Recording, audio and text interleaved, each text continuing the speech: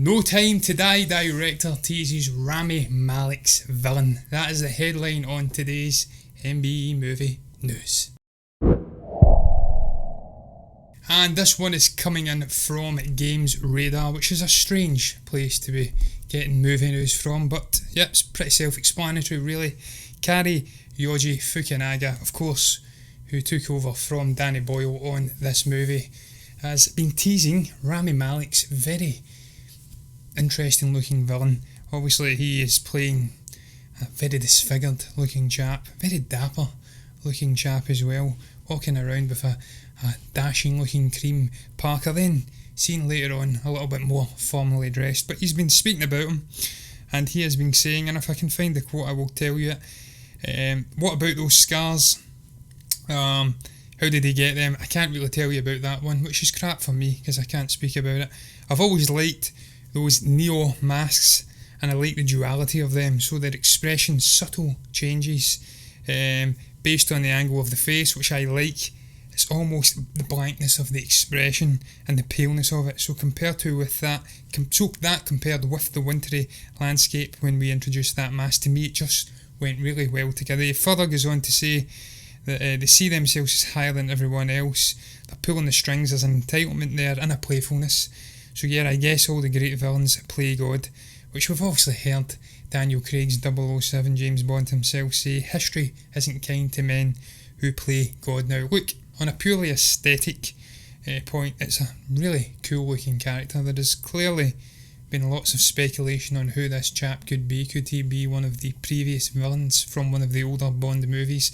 I heard someone speaking about the hands being very important. If we could see the hands, we would know if he's another villain. Now, I'm not the biggest Bond nut fan, so I would not be the best person to be speaking about that. I won't know my Bond fanfic or knowledge as good as other people out there, but from a purely aesthetic point, as I did say, he's a very cool looking villain. He has lots of scars there on the surface, and I'm sure he has lots of psychological scars underneath the surface as well, which will come to the fore as the movie plays out. Rami Malek is an incredible actor, that's one thing that is for sure. I've enjoyed this guy in a wide range of roles, from The Pacific all the way through to Bohemian Rhapsody. He's an Oscar winning actor, and when I discovered that he was being cast as the villain in this movie, it immediately pricked my interest, because when you take a chat like that, you know you're going to be upping the standard of a movie exponentially afterwards. We have obviously spoke about this previously. This was the real bugbear between Danny Boyle, the producer, and obviously Daniel Craig before he left to Pastures New to do his Yesterday movie. And the issue there was they were trying to bring in an obscure Polish actor to play an even more obscure villain. They both separated, or they all three parties separated. Well, one party separated, two remained, Daniel Craig and also the producer. They seemed to get their act together. They got Kari Yoji Fukunaga in, and then shortly afterwards they announced that Rami Malek would be coming in. And again, from the trailer, looks like a very interesting chap.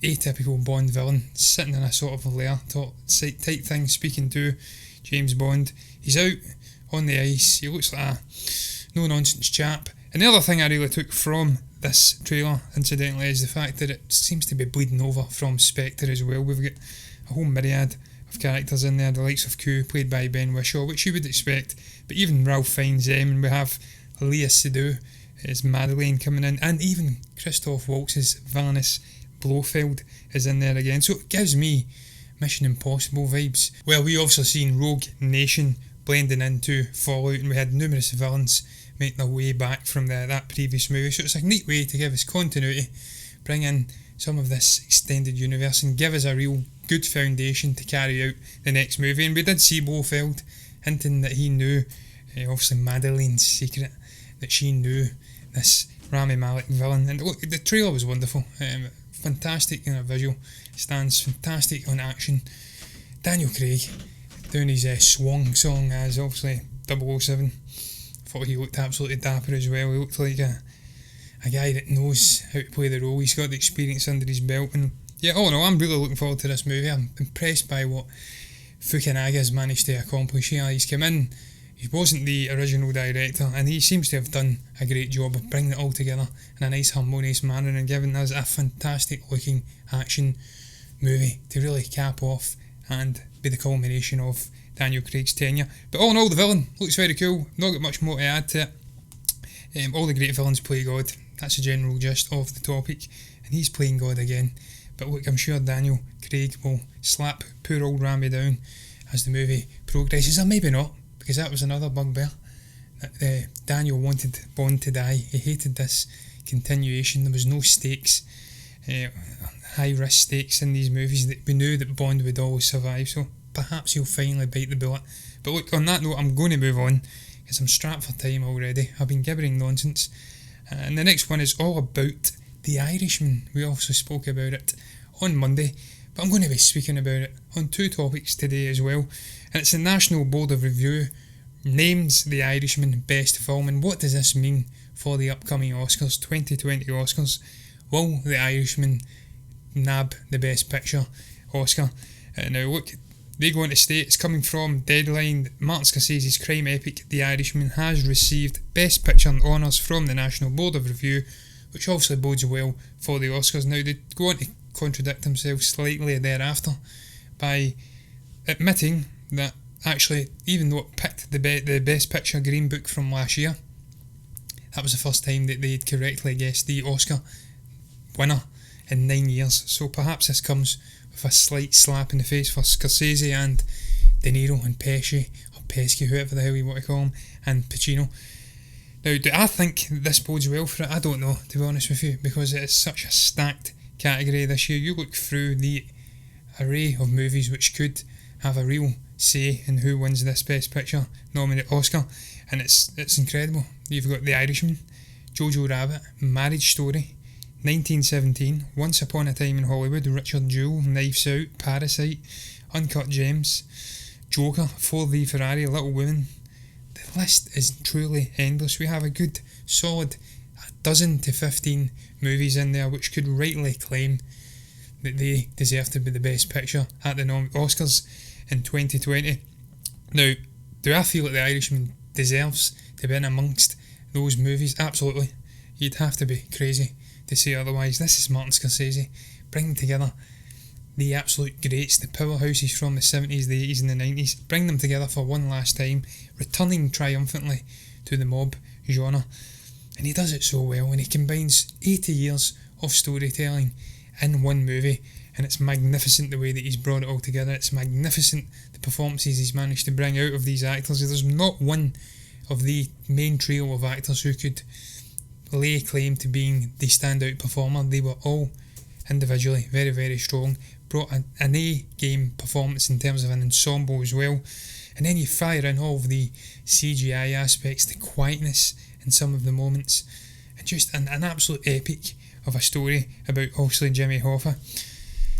I think it absolutely has a chance of nabbing Best Film, or Best Picture I should say, at the Oscars. But my heart still roots for Jojo Rabbit. I haven't seen it yet. It's very difficult for me to speak at length about Best Picture nominees when I've not had a chance to see 1917 because it doesn't come out till next year. I haven't had a chance to see Jojo Rabbit because it doesn't come out until next year. I haven't had a chance to see Parasite because it doesn't come out till next year. Nor have I seen Uncut Gems because it doesn't come out till late this month. So, slightly hamstrung here. I'm at a severe disadvantage, but from what I have seen, Knives Out has a chance because that is very impressive as a whodunit. 1917, by all accounts, an absolute masterful release from Sam Mendes, Roger Deakins, everyone else involved in that picture. They've created a one-shot movie which is laying claim, real claim, authoritative claim if you'd like, to perhaps being the Best Picture. And then, as I did say, I waxed lyrically about Jojo Rabbit for months now. Taika Waititi, one of my favourite modern day directors, and he's hit the ball out of the park with this satirical imaginary friend Hitler piece. Now, The Irishman has a chance. I can't really say much more than that. The fact that the National Board of Review have single-handedly picked this, does it mean much? This will probably be stuffy old little committee groups, probably in their 90s, who are big fans of Scorsese. Wouldn't even go and watch Joker, even if it was the movie of the year. And I didn't even mention Joker, that's another one which has a real claim to being picture of the year. Parasite, everyone seems to love it who's seen it, putting it right up there. I can't wait to watch that one, that obviously Boon Jung-ho movie. But yeah, it's probably stuffy old committee members, so I don't know if you can lay too much claim at them selecting it as their best film. Certainly when you go through the list of other winners that they have picked out though, then you can see that they do know what they're talking about, in fairness. Once Upon a Time in Hollywood, best director Quentin Tarantino. Well, there's been a few out there who would maybe disagree with that. Adam Sandler, best actor, Uncut Gems. It is supposed to be a career best performance from Adam. Can't wait to see that movie. And then you've got the likes of Renée Zellweger as Judy Garland in Judy. And you've got Brad Pitt as best supporting actor, Kathy Bates as best actress. And The Irishman comes up again as a best adapted screenplay. So certainly they have selected a very impressive list of winners there. And look, time will truly tell whether The Irishman can nab the Best Picture award. And on that note though, I'm going to move on because I have not got much more to say on that very specific topic. On to the next one, which I have spoken the hind legs off of over the last few weeks and months, but it's all about DC. Is this new movie strategy the right one? Now this is coming from Cinema Blend. They say let's discuss. Well, I'm going to discuss it. Probably have a different view to Cinema Blend, but essentially this is all tying back into the rise in turning fortunes for the company and the studio, with obviously the releases of Aquaman, Shazam and then Joker, after the absolute unmitigated disaster that was Justice League and obviously Dawn of Justice, Batman v Superman. And what they are essentially saying is that there's been a change in tone, a change in creative strategy, where they are moving away from the cinematic universe look, which has obviously been pursued vigorously over the last half decade or so, trying to chase the coattails of the MCU. And they're saying that is this standalone, more story-centric standalone story strategy the correct one to pursue? Now, I've spoken about this previously. The reason that I'm coming back to it again is because J.J. Abrams, I've just read that I knew that J.J. had signed a deal with Warner Brothers, but apparently he is going to be getting hands-on with Superman and a degree of other DC movies, perhaps taking on a role akin to that of Kevin Feige over at Marvel and Disney. And that changes the game slightly, because I don't think JJ has ever made a series of R-rated movies, so there may be some conflict in there between new creative strategy from the higher ups at Warner Brothers and this decision to bring in JJ as a all-seeing, all-hearing, omnipotent guy in charge of things at Warner Brothers. So are they planning on changing the tone and changing the direction back to what they were doing originally, but doing it better? Or will they continue, even with JJ there, to pursue this R-rated, darker, grittier, standalone storytelling? Personally for me, I would prefer it to be the latter. As I have said time and time again, I want to see DC pursuing a darker tone. That is what they are famous for. They have the characters, they have the setting in Gotham and whatnot to really go after this dark tone. They have the greatest comic book characters in general. They've just not been utilising them well enough. Certainly not Superman. We've seen them speak about trying to rejuvenate Superman for a new audience. Make him relevant again, if I can speak. And what better way to bring JJ in, helm a Superman movie, but give it an R-rated vibe, an undercurrent of violence, perhaps from the villain. No nuclear man with nails and scratching and space curtains. Do something proper with the character. Be it bringing in Michael B. Jordan, or the chap I was speaking about the other day, or even keep Henry Cavill there. Whatever direction they go with Superman, I'm on board anyway, because I love the character, but I really do want to see them continuing to go after this dark R-rated tone. We've seen Fox do this with obviously Logan, and we've seen them utilise that R-rated comic book tone time and time again. And I think it's definitely a market that should be cornered. We've seen it with Deadpool as well, and that was the other classic one. So there's definitely a market there for darker, more serious. We've seen it with The Boys, the Amazon original series. People connect with superhero stories which have a little bit of an edge to them, a bit of blood and guts to them. And I want to see this continue with DC. I think they've hit the ball out of the park on the last 3 releases. We have the Batman coming up. It should be R-rated, but I can imagine with it being a more epic character that they'll perhaps want to open it up to a wider degree of demographics and bring in the Spondulics, if you like. But I really want to see, and what they do say in this article quite correctly is that they shouldn't just pursue R-rated movies for the sake of it. Joker wasn't an R-rated movie just because it was R-rated. It was R-rated because the story required it. to have that edge, that grittiness, that violence. So it's all dependent on the storytelling, on the content of the script, and if that permits it to be an R-rated movie, then so be it. If it is a PG-13 movie, or even whatever the hell we call it over here, a mere PG, then so be it too. It really depends on the director, on the creative decisions for each individual movie, and on the story that they have in their possession. But look, hopefully DC continue this resurgence, start going toe to toe, punch to punch with the MCU, giving us a different vibe of superhero movies for the future, because it becomes too samey, becomes too bland. Variety is the spice of life after all. But look guys, I'll move on very quickly to the next topic. I am currently about 20 minutes in, I want to say, and I'm probably going to have to ditch that other Scorsese Irishman topic because I have a blog rundown to do. But this one will be short and sweet, and it's all about Quentin Tarantino. I spoke about him previously, winning obviously the National Board's award for Best Director, but he has been asked by some chap over at Awards Ace, who I have never heard of, it may be Entertainment Weekly, no, it's Eric Weber, I'm talking nonsense, what his top 3 movies are of 2019, and he has replied rather succinctly with The Irishman in at number 1, Crawl in at number 2, and more surprisingly, Doctor Sleep in at number 3, no room for Parasite, no room for some obscure Japanese movie, no room for even a Jojo Rabbit or whatnot. He's obviously not seen it. That's a strange array of movies for to be making his top 3. Can I argue with The Irishman being in at number 1? Perhaps not. It was a magnificent movie, as I did say previously, without going over and retreading old ground. An epic, going through the life of one man, all these array of different things he got up to. It was a real masterful piece of storytelling for me from Scorsese. Blood and guts went into it. From an ILM perspective, the visual effects were pioneering, groundbreaking. It stirred some controversy, obviously, with De Niro playing a 35-year-old guy in his 70s, and there was elements which were off, but still pioneering nonetheless. It's a developing process, that de-aging effect. Crawl in at number 2 though. I really enjoyed Crawl.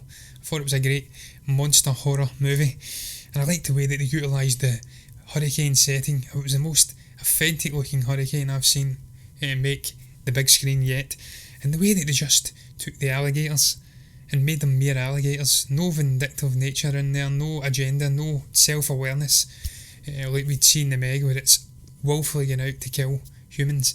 They were just regular alligators going around taking full advantage of a situation which had landed at their feet, and that gave them even more of a menace, because these are big, powerful 16 foot long animals, and they were wrecking the shop. So it was an okay monster horror, certainly not my top 3 though, but it's all subjective art. Doctor Sleep in at number 3, I've spoken about this movie, I really enjoyed that movie as well. Mike Flanagan is a masterful horror director. He created a real intelligent adaptation of the Stephen King novella, and he done a wonderful job of bringing in and appeasing 2 different estates, Stephen King and Stanley Kubrick, giving us elements of the great Shining movie without trying to be The Shining. It had its own little vibe going on. Ewan McGregor was wonderful. The young actress who played the little girl was wonderful. Rebecca Ferguson was an amazing antagonist, a real grey, multifaceted, nuanced antagonist. I really enjoyed that as well. But again, not in my top 3. But look, I'm not Quentin Tarantino. I don't have a near endless memory and knowledge of all things movies. So I will perhaps bow to this man's greater knowledge on movies and say, look, fair play, maybe he has a point. For me though, from what I've seen already, as I said previously, I've not seen a wide array of exciting movies which are yet to come out here in the UK, the likes of Parasite, Jojo Rabbit, 1917, so this may change, but as of now I would probably have The Irishman in my top 3 in no particular order, probably Once Upon a Time in Hollywood and Ford v Ferrari, because they are just wonderful movies in their own right. I spoke about The Irishman. Ford v Ferrari is just an incredible story of friendship and just propelling this great company to obviously pass the great Ferrari in the Le Mans race, bringing it together. It had racing elements, it had real quiet introspective elements looking into the lives of these 2 guys, and then obviously Once Upon a Time in Hollywood. It's the absolute epic from Quentin Tarantino. He's brought together this era so authentically. There's so many good performances in there from Brad Pitt, from DiCaprio, from Sharon Tate, I was about to say, from Margot Robbie, and a whole array of other incredible actors. Pacino was in there as well. right up there as one of my all-time favourite Tarantino movies. Still not quite as good as Pulp Fiction, but firmly within my top 3. But again, who am I? A mere nobody. Tarantino has spoken, and that is his top 3, and look, fair play to him, I'm not going to argue. But look guys, I am going to move on to the blog rundown section of the show, because I have not got much more to say, and this is going to be incredibly difficult for me today, because I have not seen any of the movies which are coming in from our writing team, which you can catch reviews from at movieburnerentertainment.org. The first one coming in is 47 Metres Down, Uncaged. This is coming from our writer D.M. Anderson, and it's directed by Johannes Roberts, and it is written by Ernest Riera and Johannes Roberts. I hope I'm saying that name right, Johan. And it also stars the likes of Sophie Nelise, Corin Fox and Brianne Tijoux, and as Dave does say, Sly Stallone's daughter is in there as well. Now this is a sequel to 47 Metres Down, which Dave enjoyed. He thought it was a reasonably enjoyable little thriller, similar to Open Water and The Shallows. I'd agree with that. I actually enjoyed it. It was okay. Bit predictable in the main, but look, it was a decent little monster horror movie. With elements going on within there which were intriguing, just this battle with oxygen and whatnot and try to stay alive. This is a sequel, and Dave thinks it's actually better in many ways, because they take it away from being a mere horror monster movie to a more claustrophobic, interesting drama horror movie, where they go into these tunnels and they go deeper and deeper down into claustrophobic settings. There's infighting, there's all sorts of nonsense and shenanigans going on within there. There's a bigger production, a bigger body count, a bigger cast, and by all accounts he actually enjoyed it for what it was. He says it's fun because writer-director Johan Roberts incorporates a few conventions generally associated with disaster movies, and yeah, I mean, I think I'm pretty damn sure I spoke about reviews of disaster movies. There was a Norwegian one that perhaps was done by Dave, and I really enjoyed that movie, so it's intriguing that he's blending numerous different genres in to this one little movie. Apparently Sistine Stallone is the standout, the only one that has real character and real personality, and she is an annoying little shit because she creates much of the issues that the protagonists see in front of them, but then she meets a nice little critter death at one point or the other. So, oh no, look, it's difficult for me to speak about it. I've not seen it. I did see the first one though, and Dave has got me intrigued on a purely superficial level, if nothing else, to go and give this one a bash. The fact that he compares it to The Descent, which is one of my favourite modern day horror movies, I thought that was wonderful, the way they utilised those cannibalistic cave dwellers, troglodytes if you'd like, and just the way it was claustrophobic and it utilised darkness and whatnot. That was a really intelligently crafted movie. Is this one on a par? I don't know. Time will tell when I go to watch it. But look guys, I am going to move on that note to the next movie, which is Lucky Day, and this one is coming in from Peter Plumers, and it's directed by Roger Avary, who is famous for penning Pulp Fiction back in the day, and it also stars the likes of Luc Bracey, Nina Dobrev, who I know, and the great, very unique individual that is Crispin Glover. I say great, I'm a massive fan of this guy on so many levels, for having the balls to stand up to Bob Gale and Robert Zemeckis for utilising his likeness back in Back to the Future 2, where he wasn't involved. Won a massive lawsuit, and he's held a grudge ever since, but he's a uniquely talented chap.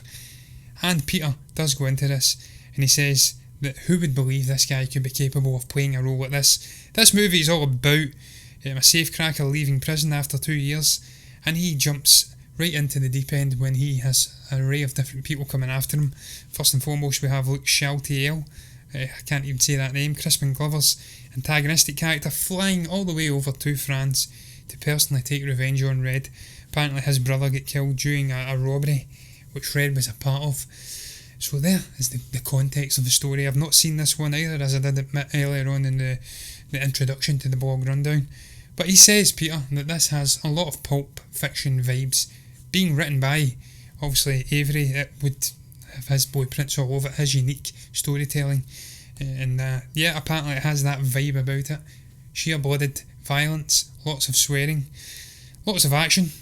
And yeah, man, he says that its characteristics are all there, but that it doesn't quite hit the levels of Pulp Fiction. And that is no criticism, that's not being harsh.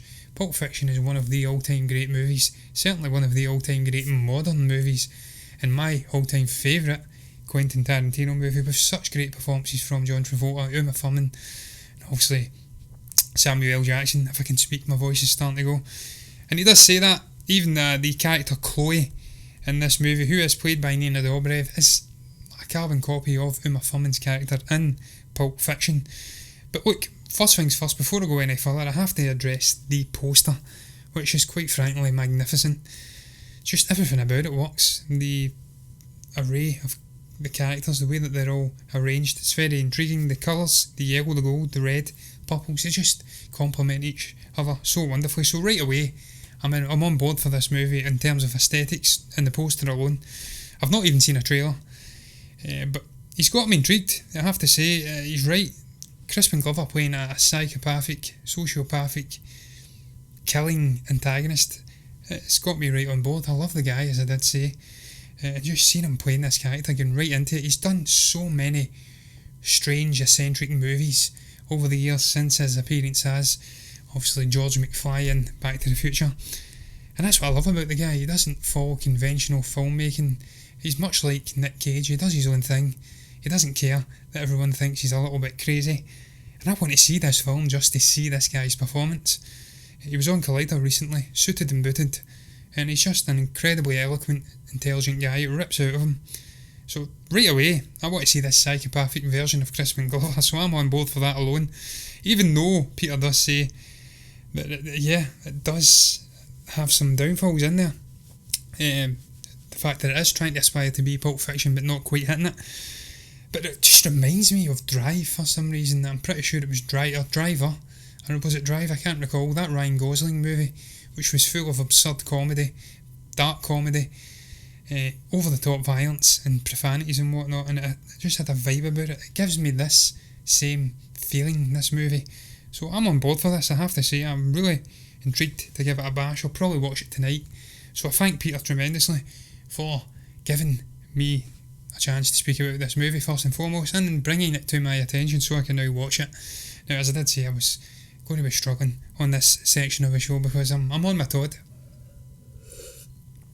and it's always difficult to speak about movies you've not seen. So look, I'm going to move on that note to the last movie of the Blog Rundown, which will hopefully do a better job of speaking about, and it's Sweetheart. It's a Blumhouse release, and it's coming in this review from Peter Plumers once again.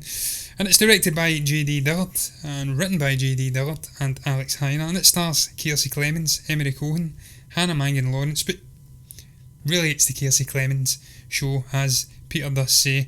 She carries the movie for the entirety of the running time, nearly. It's essentially her being shipwrecked or stranded on a desert island, and she has to face the horrors of fighting off a scaly reptilian creature at night. Now, Dave, I was about to say Dave there, sorry about that. Peter says that this movie is a bit bland, it's a bit beige, a little bit meh if you'd like. There's not much excitement there. The antagonistic character is not at all like what we've seen in Shape of Water. It's not a Randy Devil. Want to get into Kiersey's scants, if you pardon my French. It's more the cannibalistic version that's been living a seafood diet for many a year, and now it's had a chance to maybe drag some human flesh into a cave, and it's trying with all its damnness to get in and get some human flesh in its mouth, but it's failing miserably. And that's when one downside. Peter says it lacks any sense of stakes, paraphrasing heavily here, and there's just something missing from the movie, he says. Now look, I've watched many a movie which has been set on a desert island, stranding. Obviously Castaway springs to mind right away, and the other one is Swiss Army Man, starring, I want to say, Paul Dano and Daniel Radcliffe, and that was a really intriguing one.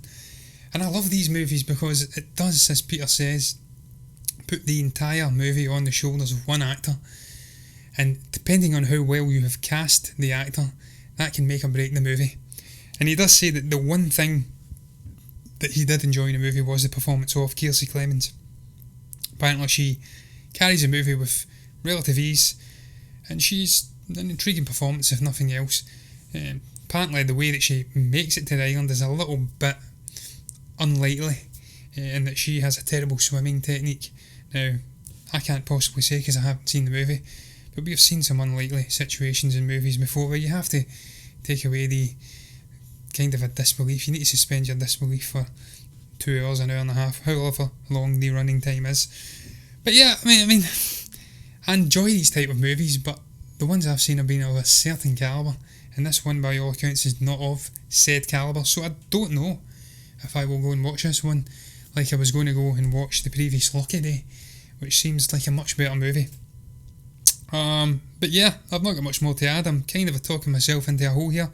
Apparently it's very well shot, lovely picturesque, azure blue, if I can say it, waters and whatnot. And yeah, you're right, the average earner dreams of it and pines of it. I can only dream of it. One day I will go to the Bahamas and I will lay my little head on a hammock and sip some Corona or whatnot and just enjoy the existence under the sun. But look, until that day I'll just stay in drab old Glasgow talking absolute nonsense about movies I've not seen. And I thank Peter before I go for another great review. He always batters out very intriguing reviews, as does Dave. And on that note, guys, I'm going to round up today's blog rundown, and I'm going to round up today's MBE movie news. My voice is ready to go. I've been speaking absolutely nonsensically for the last 30 odd minutes, and I'm going to ask you guys what you make about Kari Hojo Fukunaga speaking about Rami Malek's villain. Is it always good to have a villain who kind of acts like God, he plays God? What do you make about the visual element of Rami Malek? Is it intriguing you? Did you have to be intrigued about Bond 25 or No Time to Die? What do you make about The Irishman? Is it the clear front runner? Do you think that the National Board of Review naming it its best film will have any bearing on the Oscars come 2020? And what did you make about DC's strategy? If you've got anything to say, you can comment below and let me know what your thoughts are down below. You can like the video if you've enjoyed it, and you can subscribe to the channel if you're enjoying content like this. And if you do, you'll see me again tomorrow with my ugly mug for the Force Friday show.